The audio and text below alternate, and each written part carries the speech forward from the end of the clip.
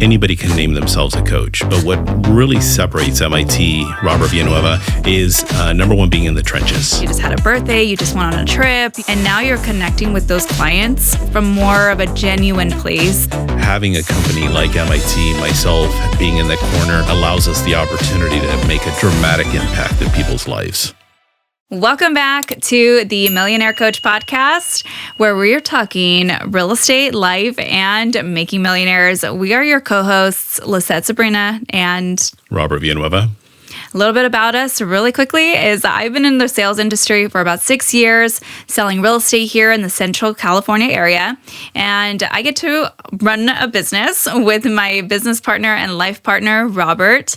And so now we run a team here in Central California, and I'll let him share a little bit more about himself too. I'll give you guys a quick and brief. So I've been in the business since 1999, and in those 26 years, I've closed over 2,500 transactions, a little over $1 billion in sales volume. What I'm most proud of, though, is the second half of the career. And that second half of the career, I've had the good fortune since 2010 being a professionally paid coach, and also having a further good fortune of having 26 people reach millionaire status. The other cool thing about it is the other hundreds of agents that have gone from 100 to 250, 300,000, 600,000, 500 to 900,000 that didn't reach the seven figures.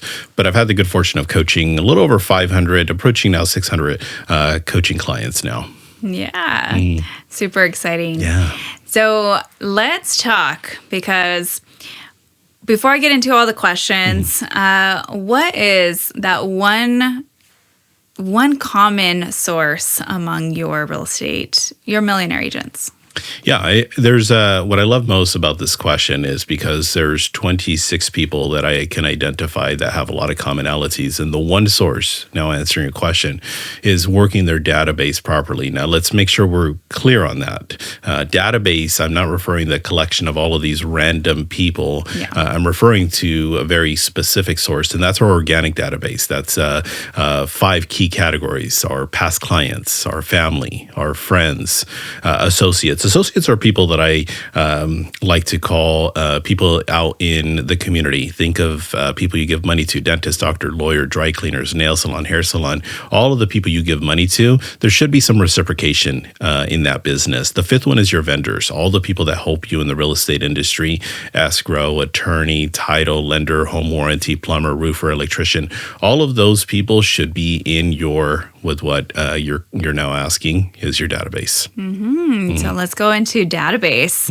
So perfect. You broke it down. Now, what is database mastery? What does that mean? Every agent has room for improvement, and I'm going to give everybody some nuggets so that they can work on it and take it home. Yeah. The database mastery, there's a general rule that is the 10% rule, and the 10% rule basically means that we should have, based on the list that I just have identified, we should be getting a 10% return on our database. Meaning, if we have 500 people in our database, you should be getting 50 deals every single year from this database. Every realtor that I've ever coached has room for improvement. Some realtors only get 1 or 2 or 3% from their personal database, where others, have done pretty well getting 8 or 9, but they don't get 10%. So what this does is it gives us the opportunity to have a measuring stick, at least for myself as a coach, to know how much more room for improvement. Now, I'm going to give everybody a golden nugget here real quick. What I want you to do is I want you to grab your phone. I want you to go to your contacts. You know this one. And I want you to scroll all the way to the very bottom. If you have an Android, well, good luck. Just kidding. How many contacts do you have in your phone? Now, in that, it's not accurate, whatever that number is, whether it's 170, 300, 400, 500 people. But let's say that it was accurate. 10% of whatever that number is, what is that? That's how many deals you have capable of. And I get that. Some people are pulling up their phone and they go, wait a minute, I have 4,000 people in my contact list. I understand. Okay, so I go a little further. For those of you that do have something a little bit more extensive, cut that in half. So take that 4,000, turn it to 2,000. Now take the rule of 10% of that. So are you telling me I could get 200 deals from my database? Probably, I don't know. But the likelihood is you're not right out the gate. What if we can only capture 5% of that? That's where it starts to become very realistic. And those are one of the things that I really, really work towards with all of my coaching clients as a source, not the only source. I expect all my coaching clients to have at least 3, preferably 4, and as many as 6 sources of business where they're getting it from. But the number one source will almost always be that database. And it's interesting because you talk about all of these huge benefits. Of course, I've experienced the benefit of really narrowing down into the database. Mm-hmm. But why is there some reluctancy, or why are some agents just fearful of that database? And why do they ignore it?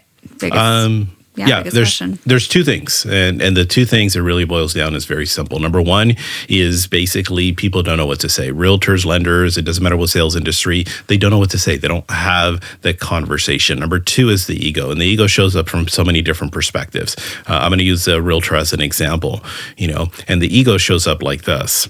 Well, I already get business from my database. I'm good. I don't need to call them. I don't want to bug my database because I feel like as if though I'm begging for business. I don't want to sound stupid, when I call my database. I don't want to come across desperate with my database. The irony of that, most people that are even saying that are finding themselves in a position where they haven't closed a deal in a month or 2 or 6 months. They don't know, which is sad, that they don't know how they're going to pay their mortgage, their rent, their car payment as I'm saying this. But yet they have this reluctance because, again, going back to their ego, or they don't know what to say. Mm-hmm. Yeah, I completely agree with all of that. I mean, obviously, it's worked. It works for you. So it's such a huge source to not tap into, and unfortunately, there's a lot of agents who just don't want to do that. They don't want to push in that direction, and it's not really a pushy thing. It's more of just trying to help and come from a place of being helpful to the people who already know you. Right. And it's kind of a little bit unfair to not reach out to our people and not try to help them and not try to, be able to help them make the biggest decision of their life. Either it's selling or buying a home. Yeah. So what is the biggest misconception about working your database? That you're going to come across needy. That you're just kind of desperate. But it all depends on where you're coming from. And obviously I have scripts to help a little bit with that. But it's really just making it conversational. There's a lot of agents, a lot of lenders, sales professionals where they lose connection with their people, especially with the past clients. I mean, think about it. You go through, you close a deal, you make $5,000, $10,000, $20,000. Some people are making $50,000 commissions on a deal. And all of a sudden they give them a TV, they give them a closing gift, they give them a something, and they go, thank you so much. They put it all over social media. And then 6 months later, crickets. A year later, don't even bother. 2 years later, there was a past client as such. 5 years later, so on and so forth. So the very first thing is I ask of all of my clients is to do this reconnection. And it's simple. Hey, it's not being beggy. It's not being in a position where you're desperate. It's just reconnecting with them. And that reconnection is just nothing more than, Lizette, hey, it's Robert. I was thinking about you. Just wanted to see, check in. How are you doing? So on and so forth. What I wanted to do is I wanted to get your permission. I want to recommit to you. Is it okay if I checked in 3 or 4 times a year, just kind of give you some updates? What's going on with the real estate market? Is that okay with you? And that's it. Okay. Now, some people are going to sit there, well, that's kind of cheesy, so on and so forth. Not really. And the reason I say that is because that's our job. Our job is to stay in touch with our database. Okay. For some reason, we are in this industry, especially in real estate, where there's this huge disconnect that takes place with our database. And that's an example of that. Let's go the other way. Let's think the other way in regards to our database. And what I mean by that is this. If somebody, one of your friends called you, okay, if I called you, let's say, for example, 15, 20 years ago, and I said, Lizette, hey, look, invest, $1,000 into this company. I know it's kind of weird, and it has nothing to do with the rainforest, but this company is called Amazon, okay? Put $1,000 into that company and just kind of hang on to it for a little bit. Today, that is worth over $1 million. I don't know what the exact turnaround is. You would be like in so much gratitude for that tip. Now, in the same thing when it comes down to being in the real estate industry, we can educate, we can help, we can kind of be that liaison, for the consumers, our friends, our family, past clients, and all of these people where we're the professional. But what we do is we avoid all of the people that love, want to give us business to go and try to recreate the wheel, go and try to get business from some other sources where these people don't even trust us. If we take care of this particular source, it's the foundation to all of our successes. Yeah. Yeah, it's huge. Yeah. I mean, I ultimately think like we get into this business to build that database. Yep. And we don't want to continue later, 20 years later or 30 years later and still trying to find new business. Yep. When this whole time, like we have this database, we just continue building it, we nurture it. Eventually it gets so solid that now, we can definitely invest in it, throw money into it and share that investment, with our database and just see it grow. So I think another thing that some agents pigeonhole it is where it's just, okay, I'm calling the people that I know, that know me, that like me, that trust me. But what if it's not them that's making that move? Right. And I see as the database as such a web. So it's not just it's not just that one conversation that you're having with that one person. Right. It's that one person that leads to their coworker, their mom, their sister, their nephew. And so it leads to multiple conversations. Right. But it starts with you making that first communication, that first connection. Right. And I like that you brought up the reconnection script that you have. Which, by the way, I love it because it's such an easy one to just be very genuine with our people. And you're truly reconnecting. Like I've been calling people who I've gone to college with that I've lost touch. I mean, we go through our life and I get off these phone calls. I'm like, wow, life is truly happening with these people. And it's such it's a heartwarming feeling as like, I'm glad I connected with them. They are so open and receptive to wanting to hear from me, so I do like that. So that reconnection script is super powerful. And I know we're getting our team onto it. Right. And it's just, I wish every agent truly just soaked on this, because it's powerful. Yeah. And furthermore, it's just growing the database, adopting people into that database, and truly knowing what you have. So Yeah, let me be honest with the audience, though, because when they go through, they're going to get reconnected with some of these people, and it's not going to be the most pleasant conversations. That's true. Yeah, they're going to go through, and there's going to be the people that, you bought, you sold, you used somebody else, so on and so forth. We're going to get our feelings hurt. There's even going to be some people that are going to say, hey, thanks, but no thanks. I really don't need those calls. And that's okay. But out of 100 people, you're probably talking about 2, 3, maybe at the absolute most 5 people. I'm not worried about those 2, 3, 5 people. I'm talking about the 95 people. And as you mentioned, when I'm calling Lizette, I'm not sitting there focusing on, is Lizette going to buy? Is Lizette going to sell? I said that kind of funny. Who does Lizette know? I'm going after Lizette's network. I'm going after your 100, 200, your 500, in a sense, people. Now, there's also the second, the third, the fifth, and the 100th call. I won't bore people to death with that script, but there is the follow-up script, which is what I call as the maintenance script. And that maintenance script is when we're calling people, we're not just going, hey, Lizette, how's it going? You have anybody for me? No, you're giving them value. And you want to get into the depthness. Do I have your permission?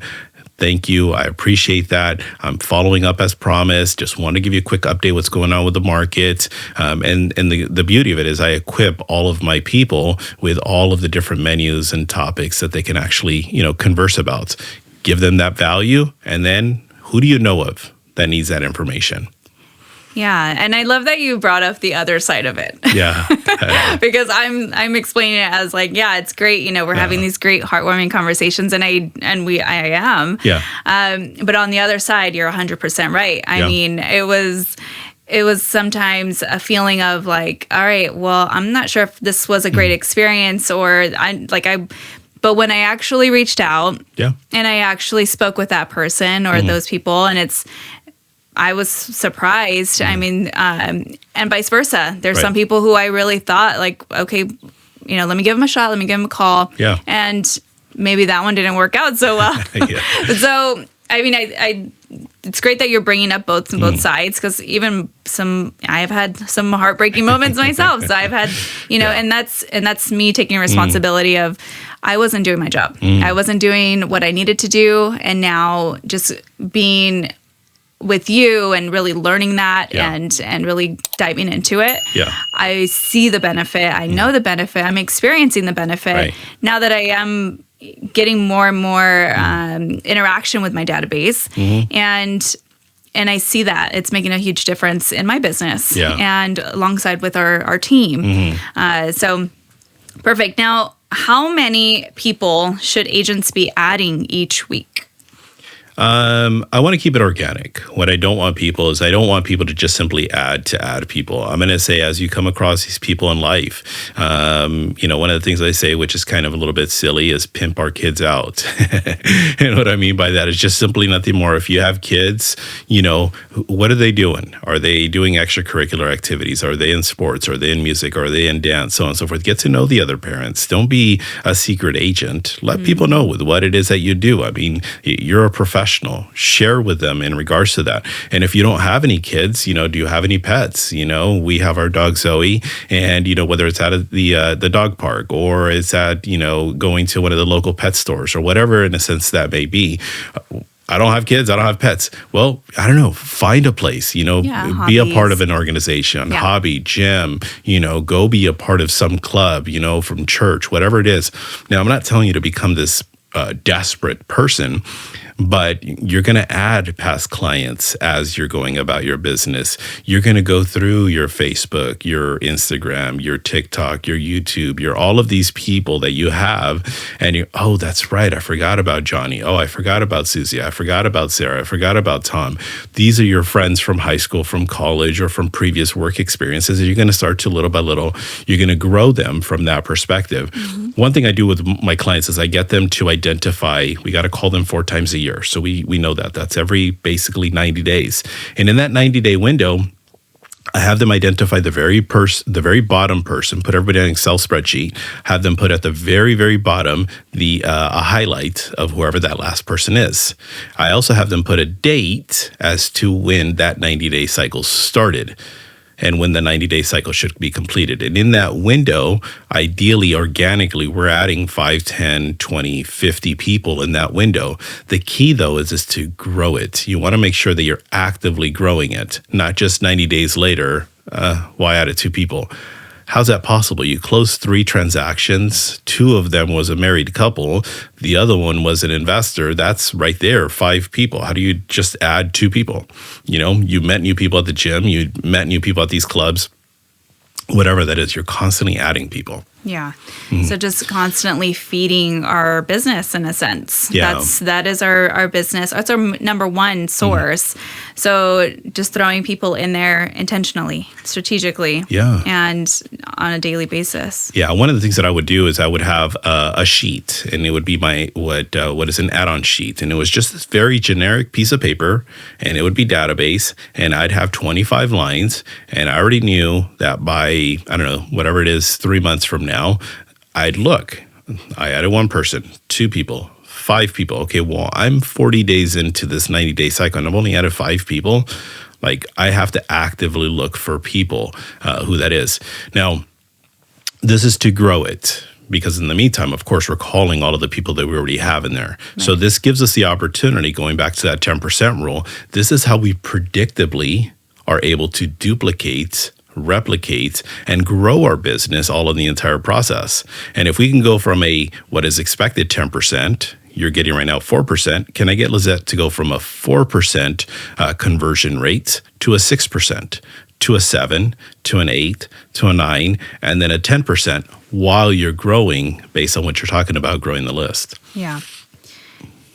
And how do you organize your database? Yeah, I keep it simple. for efficiency. Yeah, I keep it very, very simple. Having a CRM, I don't care what CRM you use, throw it in there, have at it, that's fine. But I keep it even simpler. And what I mean by that is like we want to keep it on an Excel spreadsheet. I use Google. We use Google for a lot of things, using Google Docs, Google Excel spreadsheets, or Google Sheets, like they call it, and putting everybody on there. It gives us a very visual list of people. Now, why do I put that in there versus a CRM? Well, because in a CRM, it kind of gets a little bit lost. Sure, you might have the CRM with the extra bells, the extra whistles. It might tell you have 4,342 people in that CRM, but it doesn't break it down as to, all of those people. And the Excel version of the sheet, I can scroll down to the very bottom and it shows 342 names. That's an example. How do I use the two is I use it together. I go through, I see Lizette. Okay, I haven't spoken to her in 2.5 months. Let me give her a call. And now I just put a date next to your name, but I go put all of the information in the CRM. Lizette was thinking about buying a beach home. She's thinking about possibly this area, that area, all this other stuff, so on and so forth. So I keep all my notes in there. Oh yeah, by the way, her dog's name is Zoe, and I just found out that Zoe's birthday is in August 1st. So I got to send her, some dog treats. So now I give it a little bit of that extra touch. Yeah. It's not just calling and asking for business. And every time I call, I want to be able to get something that I get to know, birthday, boyfriend, whatever life is going on. She works here, she works there, she loves to do this, her favorite sports team, whatever is Lizette's world, I get to know. Yeah, I love that you brought up that you make things simple. And that's one thing that I've learned as well, because I do think the CRM is important to keep all the notes, because I can't remember everything. And I can't remember everybody's birthdays. I can't remember, but my system can. So I do throw everything in that CRM, but you're 100% right. It does. It gets mixed in all of that. It becomes very convoluted because you're just throwing names and numbers in there. And now, one day I'll get to that name or number, and organizing it separately the way that you do it it's just a game changer, because now you are seeing it right there. It's clear. It's clear who you've talked to, when you talk to them. And now you could just go back into your CRM and go into the details of, oh, you just had a birthday, you just went on a trip, you just, you did all of these. And now you're connecting with those clients from more of a genuine place. And you're doing it in such a, simple manner with just tracking, but you're also making that very personal for the leads that you have. Yeah. Now, we talk about also collecting names and numbers, and those are not always going to be, in a sense, quote, our database. But they could be leads. Maybe they had an inquiry at one point in time that they were buying or selling. What should agents do with those old leads that they haven't contacted? Yeah, well, that's the part where it gets a little bit gray for a lot of salespeople, because there's these people that inquired a while ago, 6 months, a year, 2 years, 5 years ago, and I'm still calling them, and we're hoping that one day those people will eventually convert, right? That's kind of the old ideology behind that. Now, I'm okay with adopting some of these people, but what makes the differentiation between a so-called lead, I call those people suspects, and then the database, the organic version of this, because in the organic database, we've asked for their permission. Is it okay if I check in with you 3-4 times a year and give you some updates? With our database, we're giving them information about interest rates, loan programs, law changes, what's going on with the market, so on and so forth. With these so-called people or calling leads, it's just, hey, how's it going? Just checking in. Are you ready? No? I'll check back with you again. When should I call you? Another month? Okay, great. I'll call you back. And they keep doing this, so on and so forth. That's not a database. We're not providing any value. We're just bugging the heck out of these people. So now answering your question is, ask some of those people and tell them, be honest with them. Lizette, hey, I've been following up with you for the last 2 years. Doesn't appear that you're going to be making this move anytime soon. What I'd rather do is, instead of bugging you, and I tell people this, instead of bugging you every 30, 60, 90 days, I'd rather just simply add you into my personal database, give you some information, some value as to what's going on, current events of the real estate market. And then when you're ready, I'm ready. I mean, I've been in the business now for the last 5, 10, 15, 30 years. I'm not going anywhere. I'm ready when you're ready. Is it okay if I add you to my database and I stop bugging you about when you're ready to move? Well, there we can adopt those people. The only thing I say about those people is we have to be a little bit careful because there are going to be a certain percentage of people that are going to be what I call or what's being called is an amiable. I don't label these people, but amiable is this personality where people don't want to be confrontational, and they'll tell us yes, but they won't pick up the phone. They won't do anything. And now, now we're having to make more calls because we're adding all of these 100, 200, 500 people, which is in most cases ideally good. But if you're adding a bunch of these people and they're not picking up, there's no point of continuing. Yeah. So with those people, I give them 3 strikes and they're done. And 3 strikes is 3 separate quarters. If they don't pick up, I scratch them off the list. I just move on. Okay. Thank you for giving me the opportunity, but it's time to move on. These are not my past clients, family, friends, associates, or vendors. These are what I call as category 6. Yeah. So just cut off ties. Just cut off ties. And that's another huge one too, because people start collecting these names, these numbers, these so-called leads, like what you said, and where they're not paying attention to those ones. Like it's kind of like a wasted time at a certain point, right? Yeah. So after your 3rd strike. Let me give an example here real quick, because this is what ends up happening is that people start to collect. Let's think of for example, let's think of Easter, doing egg hunt, and you have these 100 eggs as an example. Now, Easter already came and it's went, and all the candy's been taken out, all of the money, if there's any money in there. And there's 2 or 3 of them that are still, in a sense, left. But we have all of these collection of eggs, and we keep opening egg after egg after egg after egg, and there's nothing in there. There's nothing in there. There's nothing in there. There's nothing in there. There's nothing in there. Oh, look at that one. That one actually has a jelly bean in there. So let me go ahead and thinking that is the right approach. Anyways, the analogy I'm using, I know it's a little bit silly, but we still keep calling these people and bugging the heck out of these people that when they're not even going to do anything. And then we're sitting here saying so-called prospecting is what we're doing, when in reality, all we're doing is turning over the same murk that isn't going to do anything anytime soon. And we have this illusion that we're prospecting. That's not prospecting. Yeah, so just being very careful with who you're calling a lead in a sense. Yeah. Okay. How do you balance personal versus business conversations? Well, I'll give you a good friend of mine. I use this story quite often. My buddy Charles.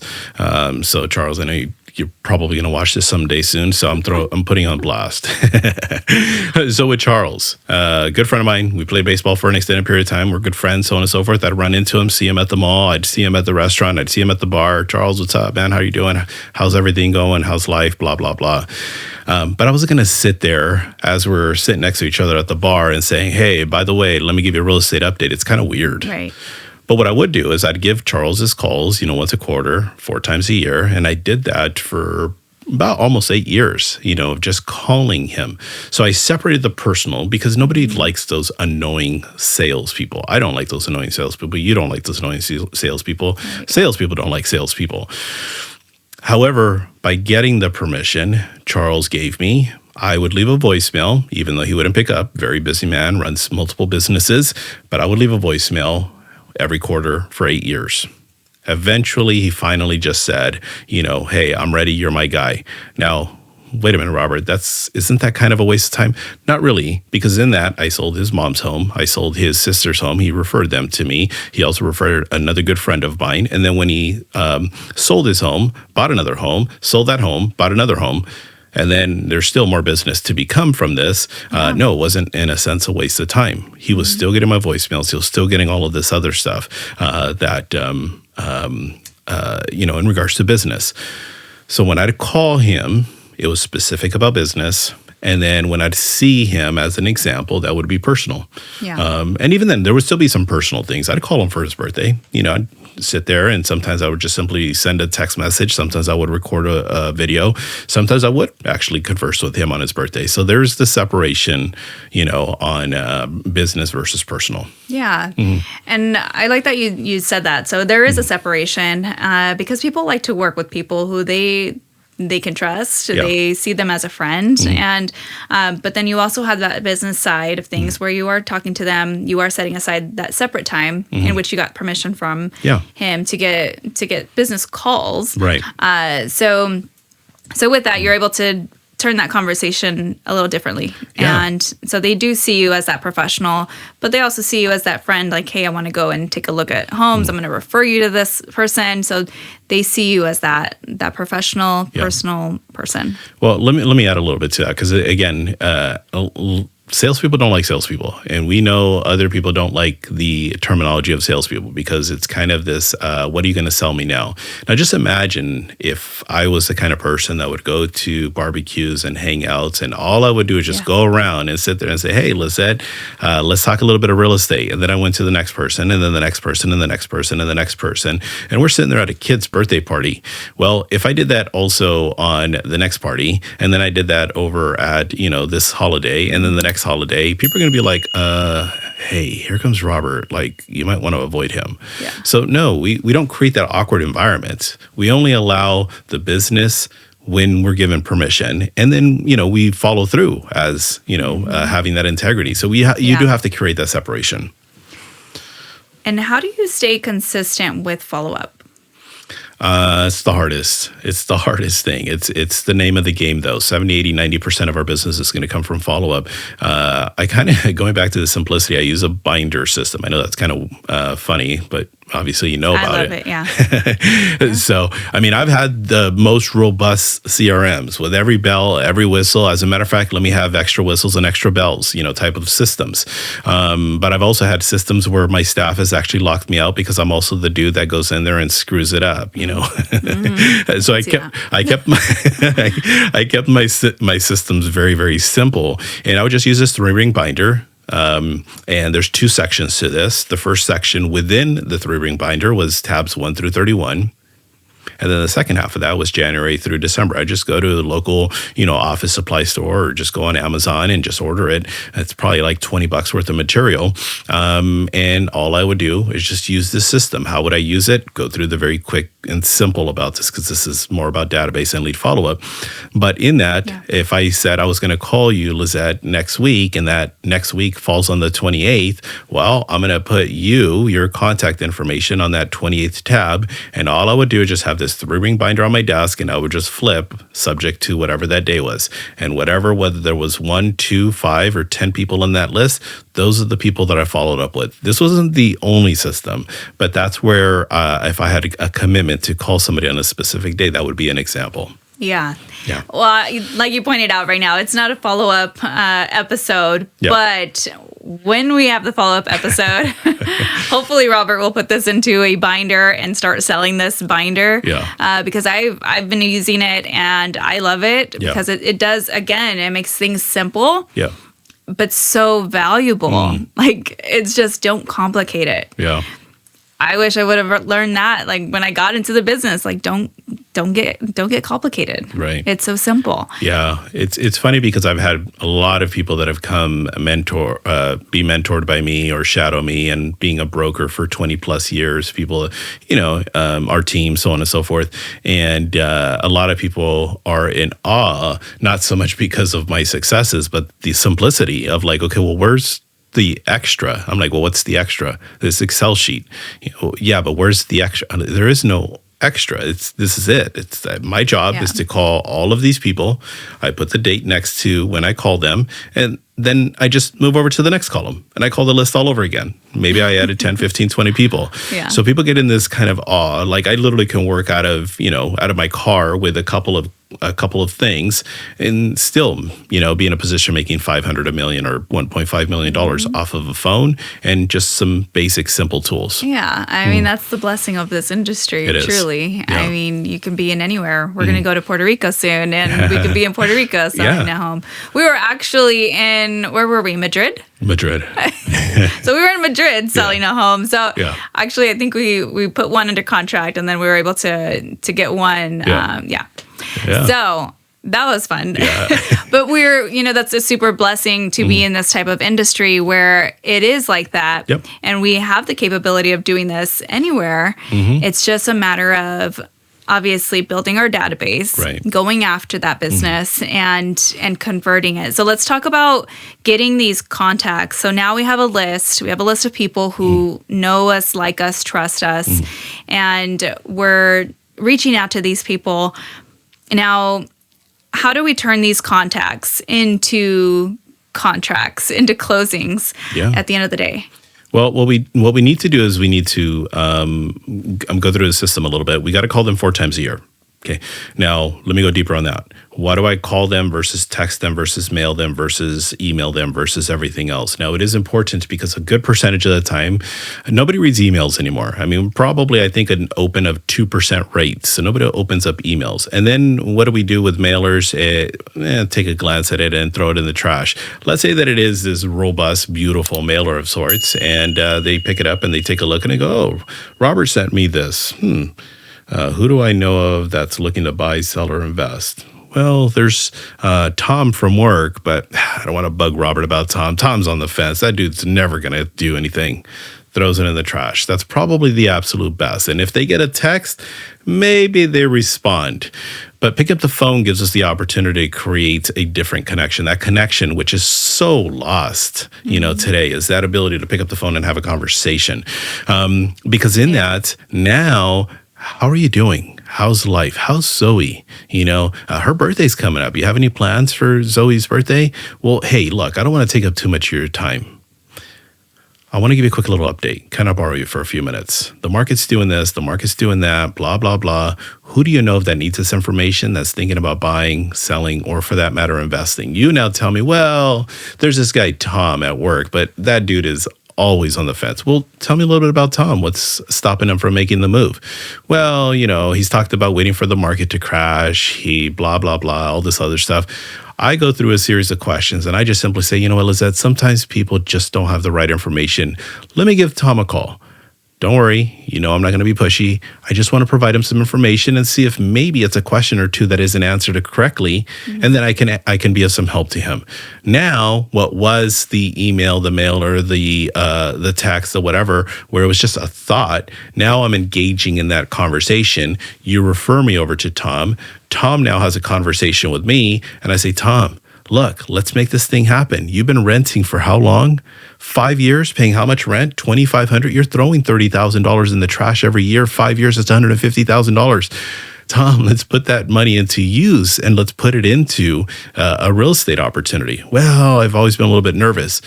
I'm going to walk you through the process. Next thing you know, Tom is now in his home. Guess what? A year or two later, he's now a past client of mine. He's now calling me, telling me he wants to sell his townhome because he now wants to buy a home because he's now in a relationship.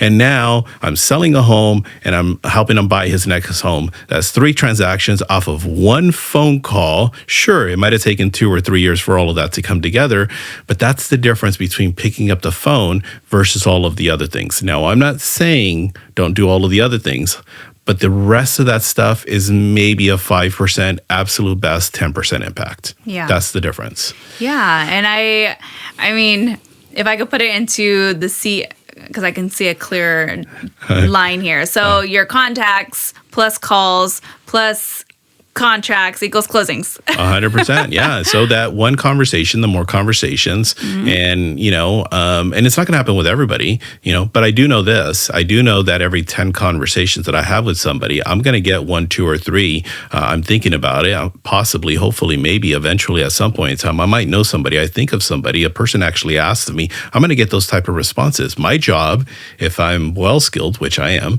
I'm going to turn that into, let me talk to Tom. And that's the difference versus everything else. That's getting us quicker commissions, getting us quicker responses, quicker opportunities, and that's what we're in the business for. We're not a non-profit organization. We're definitely a for-profit, but we're also providing that service and we're getting compensated for that service. Yeah, 100%. Yeah. Yeah. And it's funny because I've heard agents say well, they don't want to go after the business that way. And they're talking about making phone calls. Yep. They don't want to go after business that way. They'd rather do the texting or the emailing. Sure. And it's a little bit on the more passive side. Sure. But they're still going after it. But I know what you've said is that that's going to go on to the faster track, of course, because it's a richer form of communication. Yeah. I mean, you get to hear their voice, you get to hear the ask more deeper questions. And so that leads it to a way better experience than simply a text being sent, because you don't know what's going on in their minds on the other side of that text. Yeah. And here's the false ideology that we have in most cases as salespeople. We think we're the only person.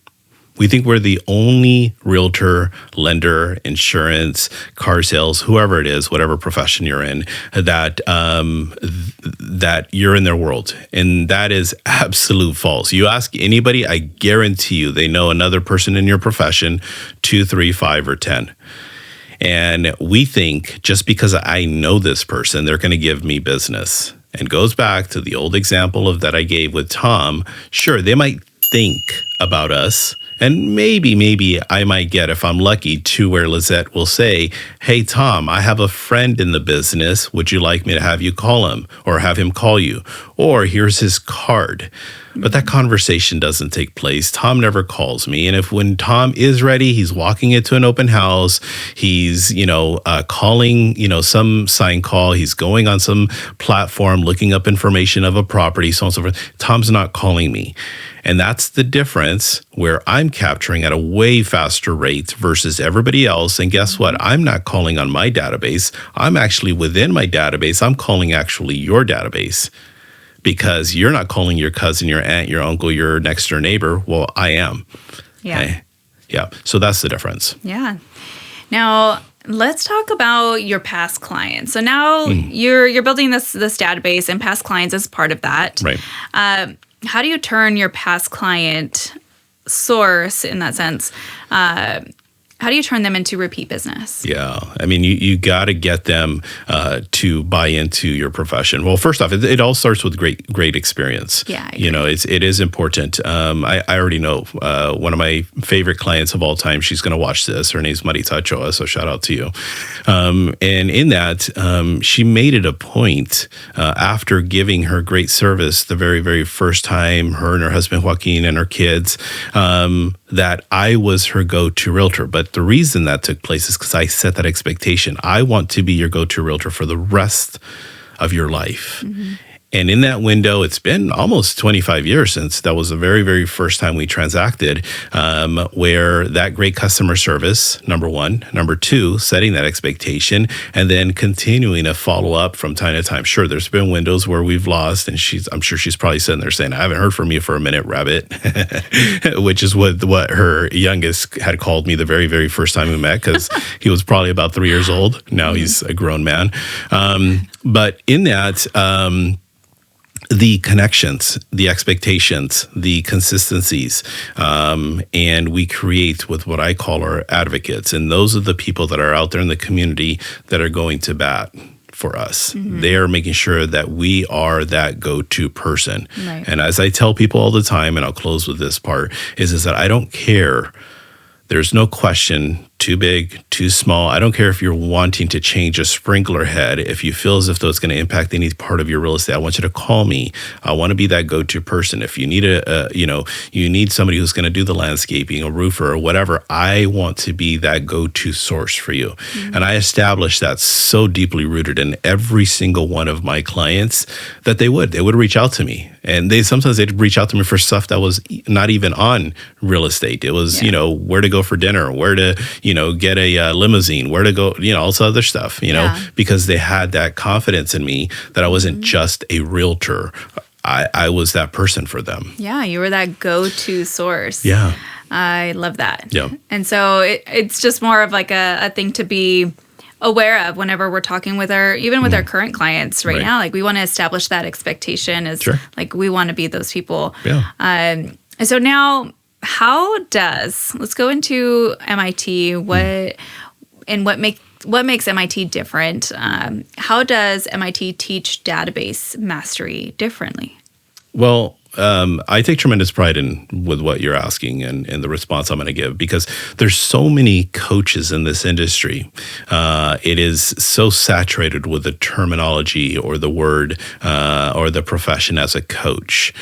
anybody can name themselves a coach. But what really separates MIT, Robert Villanueva, is number one, being in the trenches. There are people in this industry, big name people, and we've talked about this, I'll leave them nameless, that have never even had a real estate license, nor have even sold a home. Yet they have thousands and thousands and thousands of followers based on the idea.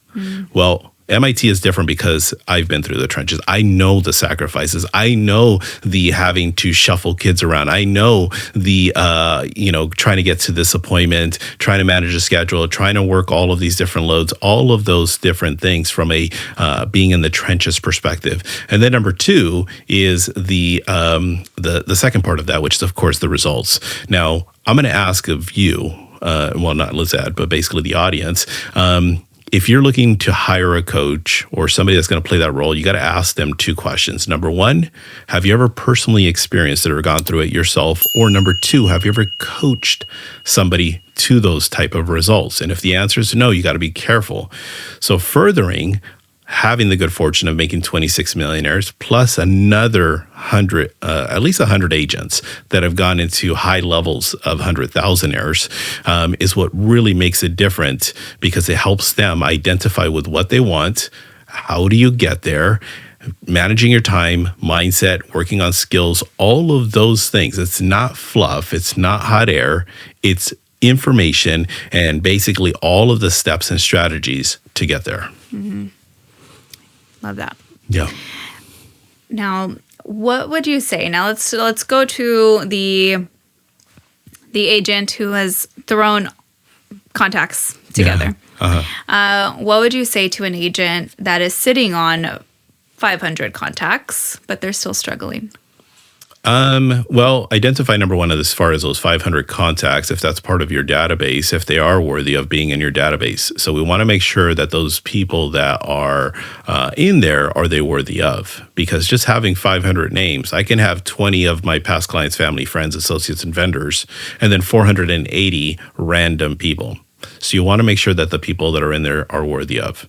Yeah. That's the first thing. Number two is you need to call them 4 times a year, email them 4 times a year, mail them 4 times a year, which I know I just came from saying it's not impactful. It is, because there's a lot of branding, there's the marketing that's behind it, there's a lot of impact that does happen from a passive standpoint, and sometimes it is that trigger.